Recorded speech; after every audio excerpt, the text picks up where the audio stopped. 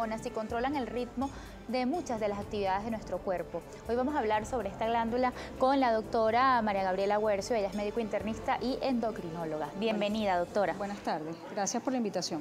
¿Cuáles son las actividades que controla la hormona tiroidea?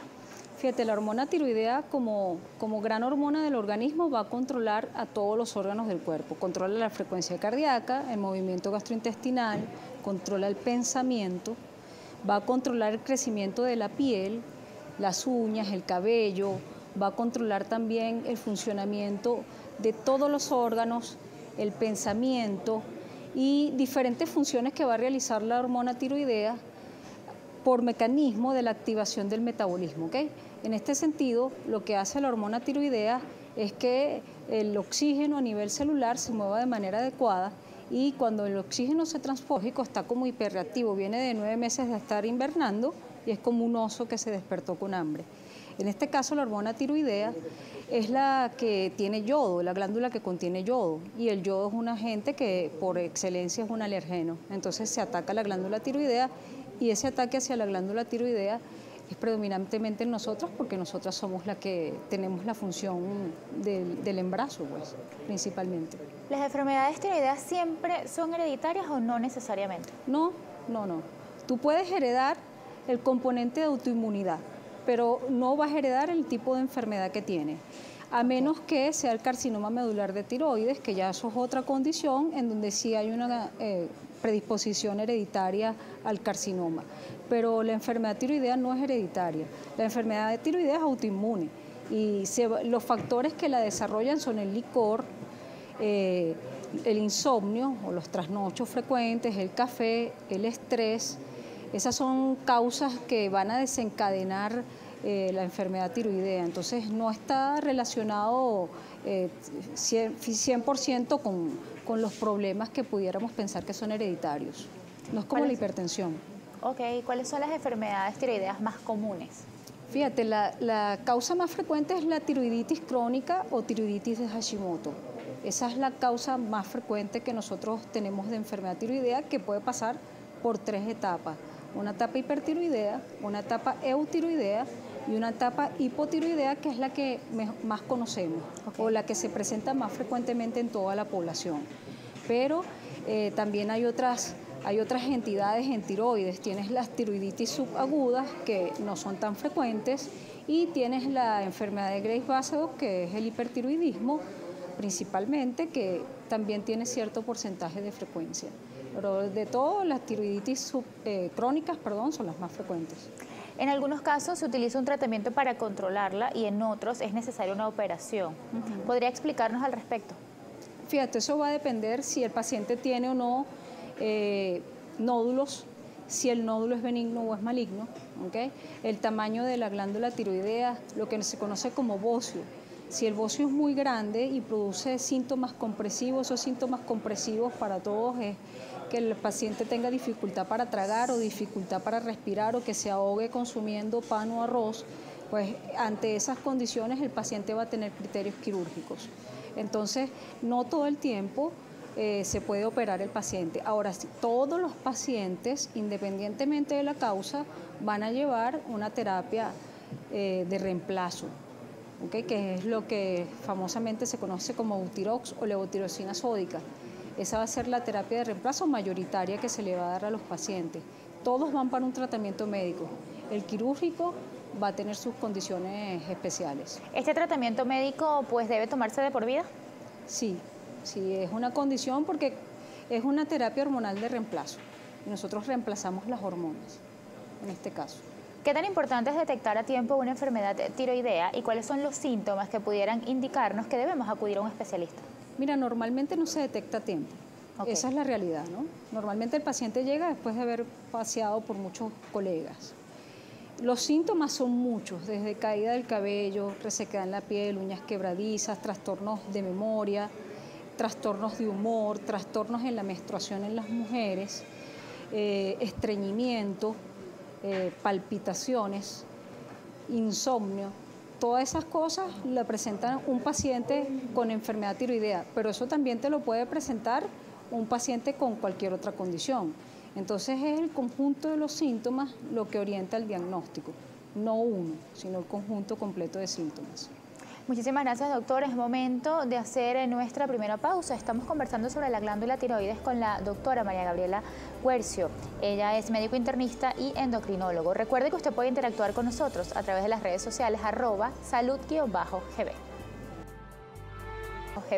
Hoy estamos conversando sobre la glándula tiroides. Me acompaña la doctora María Gabriela Guercio, ella es médico internista y endocrinólogo.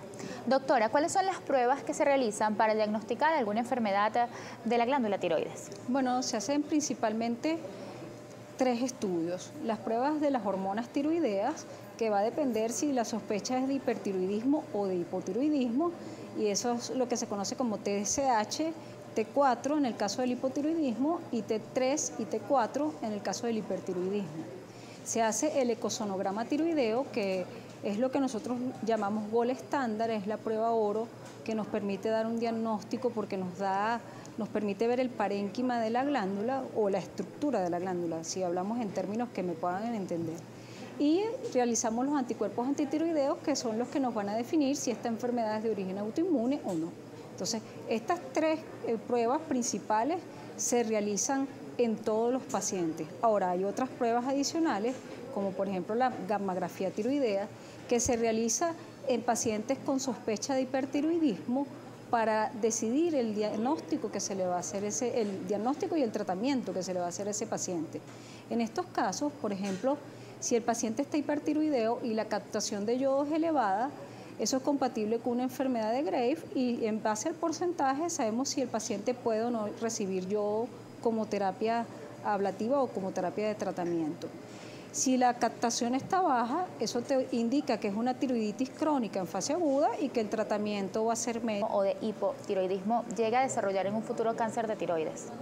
Va a depender si hay nódulos o no y que el nódulo sea único, ¿ok? Y que de verdad haya algún signo sugestivo de que este nódulo es maligno. Pero no porque tengas hiper o hipo vas a tener cáncer de tiroides. El hipertiroidismo es conocido que en la mujer es poco relacionado con el cáncer de tiroides, pero por ejemplo en los hombres, un hombre hipertiroideo puede tener cáncer de tiroides fácilmente, ¿okay? Si uno logra detectar un nódulo tiroideo. Ahora bien, en el hipotiroidismo sí puede verse una mayor incidencia de cáncer de tiroides, pero también va a depender si hay nódulos o no y si los nódulos son sospechosos, porque nódulos puede haber en la glándula y la mayoría no son malignos. Ya mencionamos la alimentación y lo importante que es cuidar nuestra dieta. ¿Qué otra recomendación podría darnos para llevar una vida sana y quizás evitar sufrir de tiroides? Bueno, primero que el consumo de licor debe ser escaso o moderado, pero hay que consumir muy poco licor. Eso es una de las cosas que yo le recomiendo a todos los pacientes, ¿okay? Todos no fumar. Eso es un hábito que te lleva a que desarrolles enfermedad tiroidea. Después, con respecto al estrés y al sueño, si usted tiene trastorno de sueño, consulte para que el trastorno de sueño sea corregido. Y en cuanto al estrés, es más difícil que poder corregir el estrés. El consumo de café también asociado a la enfermedad tiroidea, siempre que se haga con moderación, pues no va a inducir trastornos en la glándula, pero hay que hacerlo moderadamente. O sea, la recomendación general es que la gente haga las cosas de manera moderada. Lo que pasa es que todo el mundo hace cosas hacia los extremos. O no consumes nada o consumes en exceso, y los extremos son malos. Hablemos sobre los niños y la tiroides, pues sabemos que hay algunos que se les da afectada su glándula.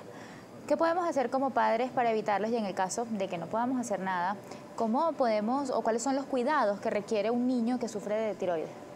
Fíjate, lo primero que todo niño recién nacido debe realizarse la prueba del talón y descartarle la probabilidad de un hipotiroidismo congénito por el daño que va a producir el hipotiroidismo congénito a largo plazo, que es lo que nosotros conocemos como el cretinismo. El niño no se va a desarrollar desde el punto de vista motor y va a tener trastornos de aprendizaje, de habla, para caminar, etc. Entonces, hay que hacer a todos los niños recién nacidos el despistaje de hipotiroidismo congénito. Eso es el punto 1. Yo creo que esa es la prevención mayor que se puede hacer. Después, si en el tiempo los niños presentan enfermedad tiroidea, los signos que pueden ser de alarma en los niños no son iguales a los signos de los adultos. En el niño hay una mayor incidencia de pubertad precoz, y una de las causas de pubertad precoz es el hipotiroidismo, entonces hay que, en todo niño con pubertad precoz, pedirle las pruebas tiroideas. Esa es una de las cosas que hay que hacer. Y la otra cosa es el bajo rendimiento escolar. Un niño que tiene trastornos tiroideos no tiene capacidad para entender un lenguaje rápido. Entonces el niño empieza a bajar el rendimiento escolar. Y normalmente, bueno, se lo atribuyen a cualquier otra cosa. Estos son niños que son activos, que juegan, que son muy, vamos a decirte, muy pilas. Pero en realidad, cuando empieza a bajar el rendimiento, pues puedes tener un trastorno de tiroides. Entonces hay que buscarlo. Eso tal vez son los signos como que a uno le deberían de llamar la atención, sí, los signos de alarma. Consultar cuando un niño, por ejemplo, si es hembra y la hembrita tiene crecimiento de las mamas, ¿ok? O si tiene aparición de vello púbico, llevarla a su pediatra para que el pediatra la revise bien y les diga si tiene o no una pubertad precoz y la refiera precozmente también al endocrinólogo.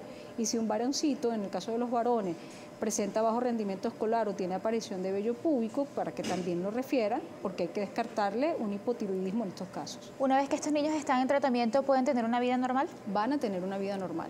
Muchísimas gracias, doctora. Vamos a hacer una nueva pausa. Estamos conversando sobre la... Fíjate, sobre el aumento de peso, eso es un mito, ¿no? Porque la hormona tiroidea nada más te hace ganar 4 kilos y en algunos pacientes 4 kilos no representa nada. Entonces, en realidad eso es un mito. Los pacientes aumentan de peso porque comen. Y esa es la realidad. Ahora, si hablamos del hipertiroidismo, hay pérdida de peso porque el paciente está catabólico y hace mucha actividad. Entonces la hormona tiroidea al estar talacerada, ahí sí vas a perder peso. Pero en cuanto al hipotiroidismo y la ganancia de peso, eso es un mito que todo el mundo achaca y por el cual te llegan a la consulta: estoy gordo porque tengo las hormonas malas. Y en realidad estás gordo porque comes. Entonces a eso hay que verlo muy bien, ¿no? Nos llega una consulta a través de las redes sociales @salud_gb, nos escriben: en el caso de que el hipertiroidismo se produzca en el embarazo, ¿puede tratarse con medicamentos o se encuentra contraindicado el tratamiento con yodo radioactivo? Bueno, fíjese, el tratamiento con yodo radioactivo está completamente contraindicado durante el embarazo. El tratamiento para el hipertiroidismo durante el embarazo es el propiltiuracilo o el metamizol. Esos son los dos tratamientos a utilizar dependiendo de lo que haya en cada país. Pero el tratamiento es médico. El tratamiento en ningún caso es con yodo radioactivo. Doctora, antes de finalizar esta entrevista, ¿hay alguna evidencia de que el coronavirus afecte la glándula tiroides? Sí, han salido algunos estudios, sobre todo en centros en España y en los Estados Unidos, donde se está demostrando un aumento en la incidencia de hipertiroidismo. Está aumentando la tiroiditis crónica, pero en fase aguda, o la enfermedad de Graves. Sí, hay un aumento en estos momentos en la enfermedad tiroidea producto del brote de COVID. Y están asociadas, ¿no? Y sabemos, por ejemplo, si los medicamentos que se utilizan para tratar el coronavirus pues están contraindicados en pacientes que ya tienen un tratamiento por sufrir de tiroides. No, no están contraindicados. Todo lo que hay ahorita para COVID es experimental. Entonces, en realidad decirte que alguna de estas cosas que ya se han probado anteriormente afecten a la glándula tiroidea o que afecten las concentraciones de la hormona tiroidea que nosotros damos cuando tenemos que suplementar, pues eso no está demostrado. Entonces, el tratamiento del COVID se puede tomar con seguridad, no es lo que te causa la enfermedad. La enfermedad te la va a causar posteriormente, que te cures del COVID, la misma hiperinmunidad que produce o la reacción de superantígeno que produce el COVID y va a atacar a la glándula tiroidea y por lo tanto se expresa en la enfermedad autoinmune. Muchísimas gracias, doctora, por acompañarnos esta tarde. Por favor, un consejo para nuestros televidentes que quizás pueden estar sufriendo de la tiroides y no se han ido a chequear. Bueno, el consejo principal para todos es que se chequeen, que acudan, que cuando tengan alguno de los síntomas nombrados durante esta entrevista, que acudan al especialista para poder hacer el diagnóstico a tiempo y evitarnos años de sufrimiento y años de malvivir, ¿no? Porque definitivamente la gente va perdiendo la calidad de vida y se acostumbra a eso. Entonces tenemos que ir poco a poco recuperando nuestra calidad de vida y con el medicamento se logra fácilmente. Por favor, sus puntos de contacto o sus redes sociales para quienes quisieran asistir a alguna consulta. Por Instagram, doctora.mariaguercio y por Twitter, @guerciozmg.